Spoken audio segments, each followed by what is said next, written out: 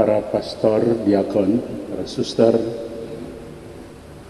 Dewan Pastoral Paroki Yesus Gembala Baik Panikibawa, dan Dewan serta seluruh pengurus dari stasi dan wilayah rohani di paroki ini, saudara-saudari yang terkasih dalam Tuhan. Kita melanjutkan perjalanan rohani kita pada masa yang penting di dalam kehidupan menggereja kita, yaitu masa puasa yang kita sudah buka sejak hari Rabu yang lalu dengan penaburan abu di kepala kita sebagai tanda pertobatan kita untuk kembali pada siapa? Kembali kepada Tuhan, kembali pada diri kita sendiri, dan kembali kepada sesama kita. Pada hari Minggu Prapaskah yang pertama ini, tahun B, kita sudah mendengarkan bacaan-bacaan yang kita yakini ini adalah firman Tuhan. Tuhan bersabda kepada kita untuk mengungkapkan apa yang menjadi kehendak, keinginan Tuhan untuk mengisi perjalanan masa puasa ini, masa retret, masa puasa, masa rohani juga dilihat sebagai masa retret untuk membaharui hidup kita. Saudara-saudara yang terkasih, pada minggu pertama ini bacaan-bacaan mengajak kita untuk melihat bahwa untuk sesuatu di mana kita akan memulai, ini adalah suatu permulaan yang baru. Dan ini juga ditandai dengan pemekaran paroki Yesus Gembala Baik Panikibawa dengan menetapkan paroki yang baru nanti, dan dengan penetapan pastor yang baru di paroki ini. Saudara-saudari, tentu ini punya sejarah dan cerita yang panjang. Kita semua yang hadir di sini adalah pelaku-pelaku sejarah, termasuk juga ada di depan kita sesepuh kita, Bapak Wol Frederick Sumesey bersama keluarga dan umat, para senior dan sesepuh di paroki ini. Permulaan baru ini adalah suatu cara untuk melihat perjalanan hidup kita dari yang sebelumnya kepada ke arah ke depan. Dan ini sesuai bertepatan dengan masa yang kita mulai, yaitu masa puasa. Kita diajak untuk kembali pada Tuhan, dan ini tentu menjadi suatu kesempatan yang sangat baik untuk memulai sesuatu yang baru. Dan dalam memulai sesuatu yang baru ini, bacaan-bacaan menunjukkan kepada kita apa yang penting untuk memulai sesuatu yang baru, yaitu perjanjian. Bacaan pertama digambarkan perjanjian antara Allah dan Nuh, keluarganya, yang diselamatkan dari peristiwa air bah. Perjanjian ini mengingatkan apa yang sudah sebelumnya Tuhan laksanakan untuk umat manusia dengan manusia pertama, Adam dan Hawa. Dunia alam semesta diciptakan, kemudian manusia, Adam dan Hawa, laki-laki dan perempuan, dan kepada mereka diberikan tugas untuk memenuhi muka bumi ini, untuk mengolah muka bumi ini dengan segala isinya, sehingga dengan demikian mereka dapat hidup. Bukan hanya mereka, tetapi juga seluruh ciptaan makhluk hidup dalam kesatuan dengan alam semesta. Namun kita tahu, sesudah perjanjian itu dosa telah menghancurkan, telah memutus perjanjian pertama itu, sampai kita dengarkan ungkapan hati Allah sendiri di dalam kitab Kejadian 6 ayat 6. Allah menyatakan apa?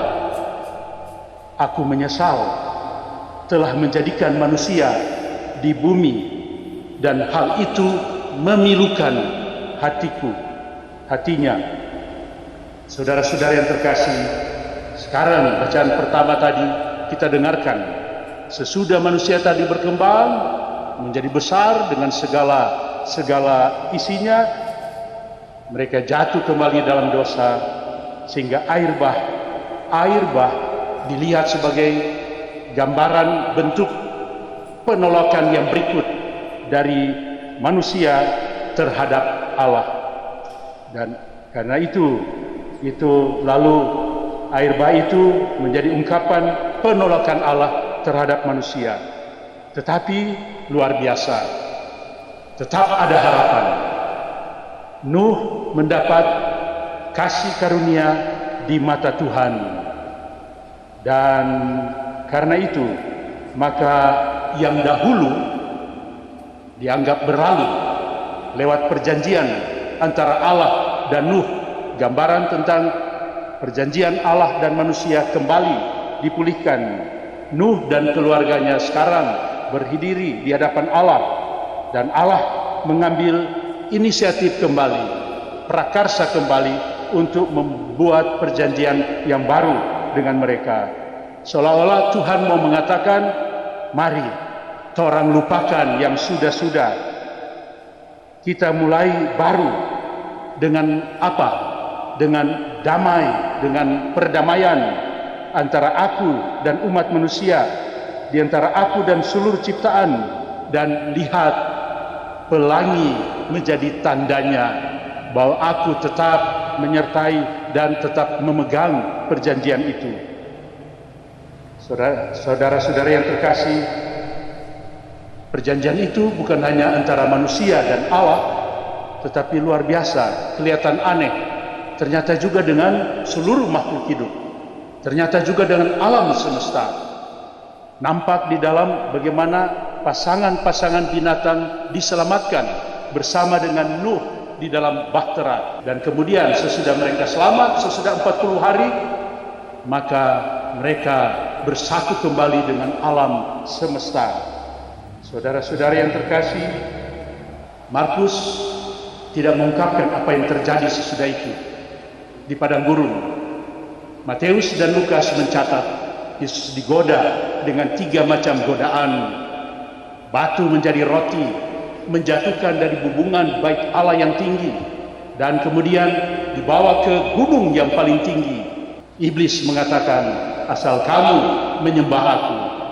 Dan kita tahu penutupnya, Yesus mengusir, nyaklah engkau iblis, sebab bukan hendak karena kamu, bukan aku, tetapi kamu yang harus menyembah Tuhan. Saudara-saudara yang terkasih, godaan di padang gurun menunjukkan bagaimana Yesus tampil. Dia mengalahkan iblis.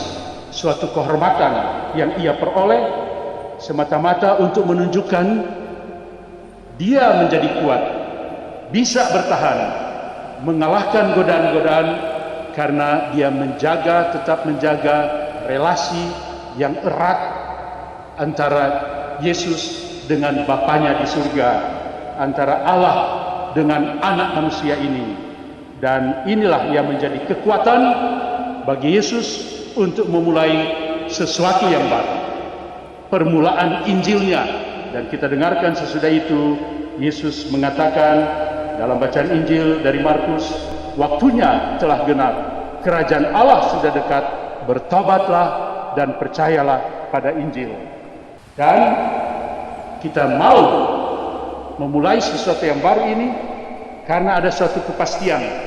Torang yakin bahwa Allah mengasihi kita, Dia akan menjaga terus perjanjiannya dengan umat manusia. Mari kita mohon di dalam era baru ini untuk paroki Yesus Gembala yang baik yang akan memekarkan, membuahkan paroki yang baru, supaya kita tetap menjaga perjanjian itu, komitmen itu, dari yang kita sudah terima. Ini warisan yang terang terima dari umat kita, dari keluarga kita. Mari kita tetap jaga komitmen itu, kita tetap setia untuk mengisi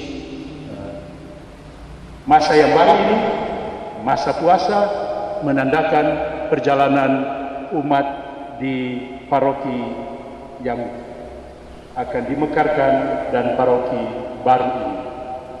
Tuhan memberkati kita sekalian. Amin.